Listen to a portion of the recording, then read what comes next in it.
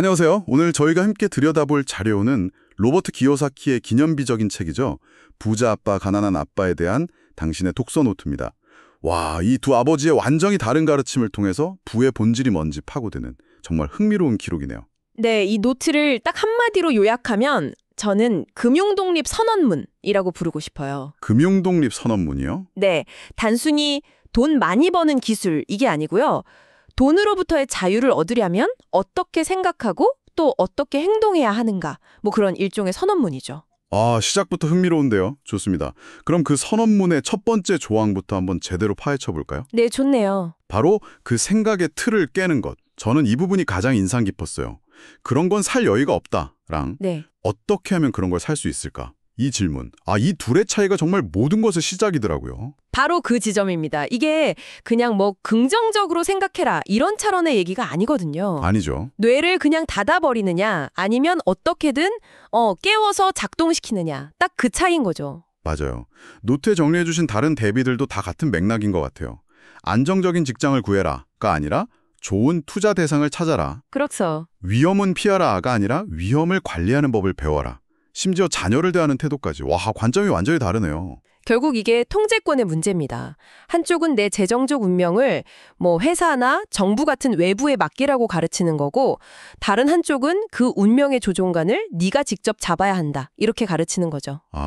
이 책 전체를 꿰뚫는 핵심이 바로 이 스스로 통제하는 힘에 대한 이야기입니다. 그 어린 시절 일화가 딱 그 시작을 보여주는 것 같아서 재밌었어요. 9살 때 친구랑 같이. 아, 네. 납으로 된 치약 튜브 녹여서 위조 동전 만들려고 했던 그 엉뚱한 시도요. 맞아요. 실패는 했지만 어떻게 돈을 만들까? 이 질문을 행동으로 옮긴 첫 경험이잖아요. 네, 그렇죠. 그리고 그 경험이 부자 아빠의 첫 번째 가르침으로 이어집니다. 부자들은 돈을 위해 일하지 않는다. 부자 아빠가 일부러 아이들한테 시급 10센트를 주다가 나중엔 아예 안 줘버리잖아요. 맞아요. 일부러 분노랑 좌절을 느끼게 만든 거죠. 대부분의 사람들이 평생 느끼는 감정. 돈이 부족할까 봐 느끼는 두려움하고 더 많은 걸 원하는 욕심을요. 이 두 가지 감정이 사람들을 평생 다람쥐 쳇바퀴에 가둬두는 거거든요. 그 다람쥐 쳇바퀴라는 표현이 정말 너무 뼈아프게 와닿네요. 월급은 스쳐 지나가고 카드값 내고 나면 또 다음 월급날만 보고 사는 그런 삶. 바로 그 지점에서 부자 아빠는 감정에 휘둘리지 말고 머리를 써서 기회를 보라고 가르칩니다. 그래서 나온 아이디어가 가게에 쌓여있던 헌 만화책으로 만화도서관을 여는 거였죠. 네. 이게 바로 돈이 나를 위해 일하게 만드는 첫 성공 경험이었던 겁니다. 돈을 쫓아가는 게 아니라 돈이 흘러 들어오는 시스템을 만든 첫 사례인 거죠. 와, 여기서 자연스럽게 두 번째 핵심 원리로 넘어가게 되네요. 그 시스템을 만들려면 금융 지식이 필요하다는 것.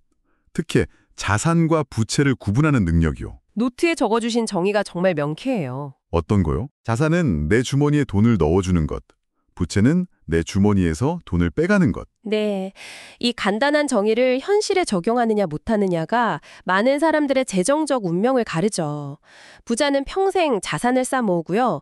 가난한 사람이나 중산층은 부채를 사면서 그걸 자산이라고 착각하는 경우가 많잖아요. 그 대표적인 예가 바로 집이라는 거잖아요. 맞습니다. 내 집이 가장 큰 자산이다. 다들 그렇게 믿는데 부자 아빠는 집이 부채가 될 수 있다. 이렇게 경고하죠.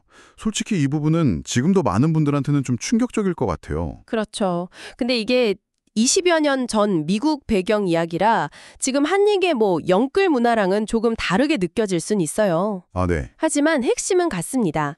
집을 소유하는 것 자체가 나쁜 게 아니고요. 너무 비싼 집을 사느라 대출금이랑 유지비에 현금 흐름이 완전히 막혀버리는 상황. 이걸 경계하라는 겁니다. 결국 집 때문에 다른 좋은 투자 기회를 다 놓치게 되니까 그 기회비용이 너무 크다는 거군요. 정확합니다. 돈이 계속 빠져나가기만 하는 구조가 되면 그건 더 이상 자산이 아니라 부채라는 거죠. 그렇게 되면 평생 월급이라는 단 하나의 수입원에 의존하게 되고 그 월급의 상당 부분은 또 세금으로 정부에, 대출 이자로는 은행에 나가죠. 결국 나를 위해서가 아니라 회사, 정부, 은행을 위해 일하는 삶에서 벗어나기 힘들어지는 거네요. 네, 그런 악순환이 시작되는 거죠. 반면에 부자들은 자산에서 나오는 현금 흐름이 지출을 감당하고도 남게 만들고 그 남는 돈으로 또 다른 자산을 사들이는 거고요. 자산이 계속 새끼를 치는 그런 선순환 구조를 만드는 거군요. 바로 그거죠. 있어야 한다는 건데 이게 노트에서 세 번째 교훈으로 짚어주신 자신을 위해 사업을 하라는 개념이랑 연결되네요. 근데 이게 직장을 당장 그만두라는 뜻은 아니라고 강조한 점이 인상 깊었어요. 네, 핵심은 직업, 즉 프로페션하고 사업, 비즈니스를 구분하는 겁니다. 직업은 월급을 벌기 위한 활동이고 사업은 자산을 사모으는 활동이죠. 직업을 유지하면서 월급으로 생활하고 남는 시간과 돈은 꾸준히 자산 항목을 늘리는 데 쓰라는 겁니다. 여기서 말하는 진짜 자산이라는 건 내가 없어도 스스로 수익을 내는 것들이고요. 맞습니다. 노트에 정리된 것처럼 수입을 창출하는 부동산이나 주식, 채권, 지적재산권 같은 것들이요. 아, 킴이 벤츠를 샀던 일화가 이 개념을 정말 명확하게 보여주는 것 같아요. 아, 그 일화 좋죠. 그냥 갖고 싶다고 할부로 산 게 아니라 벤츠를 목표로 삼고 아파트에 투자해서 월 임대료 수입을 만들었잖아요. 네네. 그리고 그 수입이 충분히 쌓였을 때 4년 만에 그 돈으로 벤츠를 샀다는 이야기. 결국 아파트가 벤츠를 사준 거다. 이 표현이 모든 걸 말해주네요. 그렇죠. 사치품을 갖고 싶은 욕망을 그냥 빚으로 해결하는 게 아니라 자산을 구축하는 동기부여 수단으로 활용한 아주 현명한 사례죠. 자산이 먼저, 사치품은 나중에. 이게 철칙이군요. 네. 그리고 네 번째 교훈으로 넘어가면 부자들의 가장 큰 비밀, 세금과 기업의 힘에 대한 얘기가 나옵니다. 흔히들 세금은 부자한테 더 많이 걷어서 가난한 사람들을 돕는 제도라고 생각하는데 현실은 좀 다르다는 지적이 아주 날카로웠어요. 맞아요. 역사적으로 세금은 원래 부자들만 대상으로 했는데 점차 중산층이랑 가난한 사람들한테까지 확대됐다고 하죠. 네. 진짜 부자들은 기업이라는 법적 장치를 활용해서 세금 부담을 최소화합니다. 반면에 교육 수준이 높은 고소득 전문직, 그러니까 중산층이 가장 무거운 세금 부담을 지게 되는 거죠. 돈을 쓰는 순서가 완전히 다르다는 비유가 확 와닿았어요. 어떤 거요? 기업을 가진 부자는 번다, 쓴다, 세금 낸다 순서인데 직장인은 번다, 세금 낸다, 쓴다 순서라는 거예요. 쓸 수 있는 돈의 규모 자체가 달라지네요. 바로 그겁니다. 그게 바로 기요사키가 말하는 현금 흐름 4분면에서 E나 S 영역에서 B나 I의 영역으로 넘어가야 하는 이유죠. 아, 봉급생활자나 자영업자에서 사업가나 투자가의 영역으로요. 네.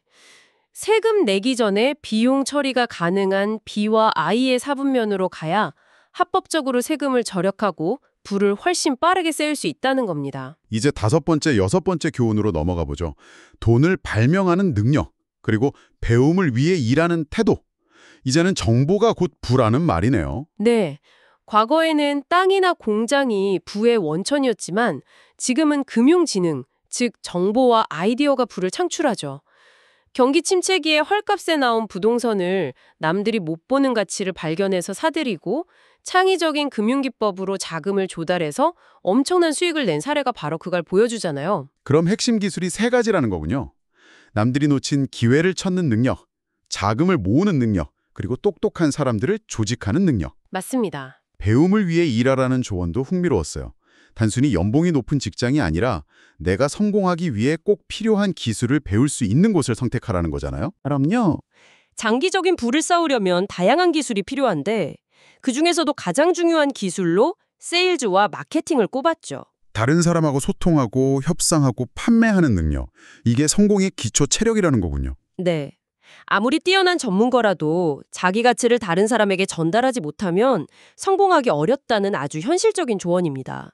그런데 이렇게 금융 지식을 다 쌓아도 부자가 되지 못하는 사람들이 많잖아요. 그 이유, 그러니까 장애물에 대한 분석도 날카로웠어요.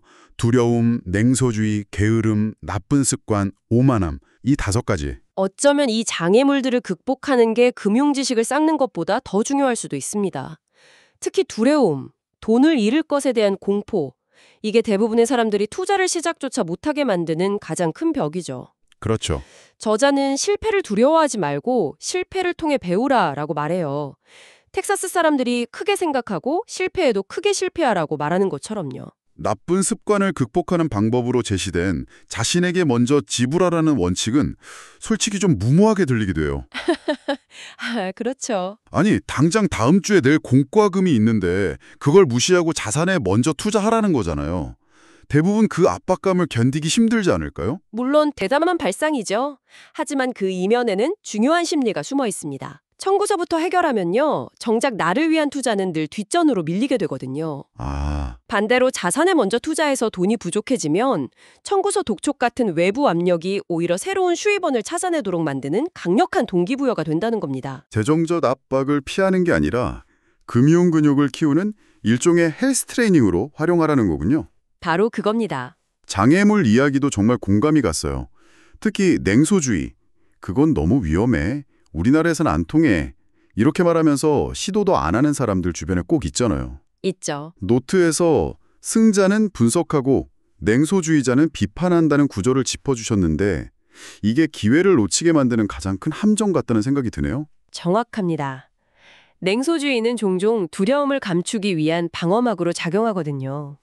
화장실이 고장났다는 그 작은 문제에 얽매여서 그 부동산이 가진 진짜 투자 가치를 못 보는 사람처럼 말이죠. 오늘 당신의 독서 노트를 통해서 부자 아빠, 가난한 아빠라는 금융 독립 선언문을 정말 깊이 있게 살펴봤습니다. 결국 돈에 대한 철학을 바꾸고 자산과 부채를 명확히 구분하고 꾸준히 나만의 사업, 즉 자산 영역을 키워나가는 것. 이게 핵심이네요. 그렇습니다. 이 책은 어떤 주식을 사라 이런 식의 구체적인 처방전을 주는 책이 아니에요. 대신에 부를 쌓기 위한 근본적인 관점과 철학을 제시하죠. 노트 마지막에 적어주신 문구가 모든 걸 요약해주는 것 같습니다. 어떤 거요? 금은 어디에나 있지만 대부분의 사람들은 그것을 보도록 훈련받지 못했을 뿐이다. 결국 금융지능을 훈련시키는 게 시작이라는 거죠. 마지막으로 책에서는 행동은 늘 행동하지 않는 것보다 낫다고 강조합니다. 이 모든 지식은 결국 행동으로 옮겨질 때만 의미가 있겠죠. 자, 이야기들을 듣고 난 지금 당신의 금융 독립을 위해 당장 시작해 볼 수 있는 가장 작지만 의미 있는 첫 번째 행동은 무엇일지 한번 생각해 보시는 건 어떨까요? 예를 들면 이번 달 월급의 딱 1%라도 떼어서 내 주머니에 돈을 넣어줄 자산을 사는 것부터 시작해 볼 수도 있겠네요.